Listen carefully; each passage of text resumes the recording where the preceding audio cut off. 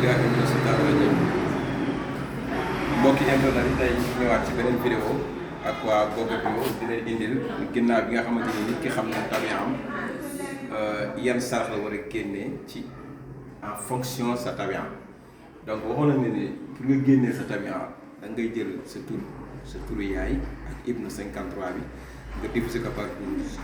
reste boobu moo lay wan sa tabi'a. donc waxoon nañ ne bu resté 1 naar yu la,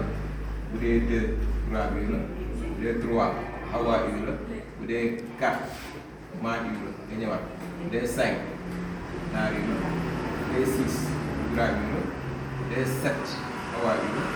bu dee 8 maa yu la, bu dee 9 naar yu la, bu dee 10 turaab yu la, bu dee 11 hawaa yu la, bu dee 12 mooy reste 0 ba tey maa yu la mooy bu tombé juste. donc yi waxoon nañ ko biir passé donc naar yu turaab yu hawaa yu maa yu moom la ñu waxoon moom lañ def ci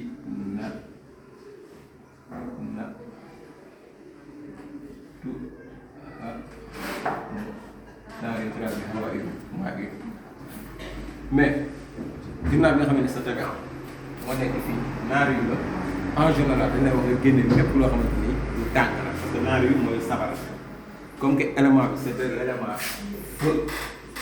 kon da ngay génne lépp loo xamante ni lu tàng la muy sarax boo xamante ni lu tàng la muy lu mel ni repas lu mel ni lu ñu togg loo xam ne dañ ko togg lu mel ni ceeb bu ñu togg wala laax wala loo xamante ni dañ ko togg donc nga xamante ni ci safara la jaar donc en général dañ lay wax nga jël sarax boobu muy benn. bu dee lu ñu ne turaab yi dañ lay wax lépp loo xam ne ñu ko élément terre la lépp loo xam ne ci suuf si la jóge muy en général bi ñuy bay te biñ koy bay reen bi ci suuf lekk bi ci suuf la nekk lu mel ni soble exemple bu la neexee wala lu mel ni gerte wala lu mel ni ñambi wala loo xamante ni daal bi ñu ko bayee reen bi ci suuf la nekk lu wax la en général génneel lu mel noonu muy élément terre.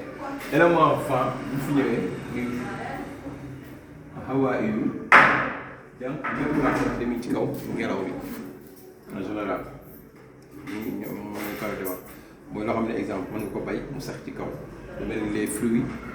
et yenn légumes yi nga xamante ni ci kaw la sax comme lu mel ni orange banana wala garab yi nga xamante ni ñoom seen meññeef def ci kaw la nekk donc muy hawaa yu. maintenant maa yu mooy loo xamante ni mi ngi ci ndox sarax ndox baax parce que l'élément c'est élément eau kon da ngay saraxal benn ndox wala lu mel ni lu sax ci biir ndox wala lu nekk ci biir ndox lu mel ni en général jën wala les produits halieutiques nga xamante ne ci biir géej gi yëpp tamit day da ciy baax donc en général lu bëri fii lañu tënk pour génne la yenn sax yooyu même yenn téere yi sax boo ko bindalee mën nga ko bind bu dee ku am dara élément vent la mën nga ko bindee yenn téere yu muy sangoo yu muy naan loolu mën na bind yoo xam ne koy takk ci fu am ngelaw exemple bu dee naar yu loo xamante ni mën na ko def ba tànn ci téere yoo xam ne ci dugal ci naan am téere yoo xam ne day gas suuf am téere yoo xam ne day dem géej donc en général yooyu moo koy waral donc en général yii fi la ñuy basé wu pour génnee ñu sarax yu ci bëri mais lii pour nga basé wu ci xam-xam bii la am na beneen xam-xam tamit boo xamante ni mën nga génnee sa sarax te fekk doo ko jaarale fii bu mel ni istixaar en général bi moom la ñuy def mais istixaar moom moo gën a pratique lii parfois lii moom pratique na mais istixaar moom dañu lay woon carrément ne la sarax bi lii la ndax nit ki mën na def istixaar tëdd ñu di ko ne saraxee nangam ak nangam kooku du bokk ak tabi'am parce que jaaroo ci élément yi kooku da nga ko defal istixaar rek sarax bi nangam la mën na nekk xar mën na nekk bëy su boobaa moom mën na nekk ngelaw ba pare wala mu nekk naar yu ba pare élément am élément ñu saraxloo ko xar wala bëy wala loo xamante ni cën la en fait moom yu tabi'am mais loolu listixaar moo koy def listixaar moom moo lay war ban sarax nga war a def carrément nga xamante ni moom moo gën a juste parfois bien que li tamit lu juste la en général parce que base bi mooy lii donc lii la leen indiloon tey pour wan la ni élément yi daal boo ko xamee xam ban mooy sa tabi'a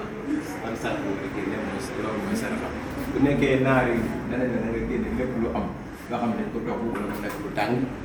bu fekkee 3 biir la nekk nga xamante ni ñu bàyyi na en général wala mu nekk ci suuf wala loo xam ne ci suuf la nekk wala bu dee xawaat yi di nekk loo xamante ni day ànd ak ngelaw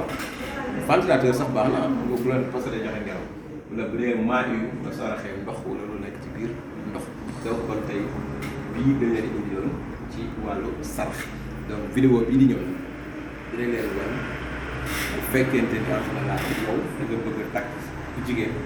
nga bëgg a xool ba xam seen élément yi ànd na wala àndul ba xam yéen ñaar seen diggante ànd na wala àndul da nga bëgg koo jaaree ci seen camion dina la wan nan lay demee incha allah asalaamaaleykum wa rahmatulah.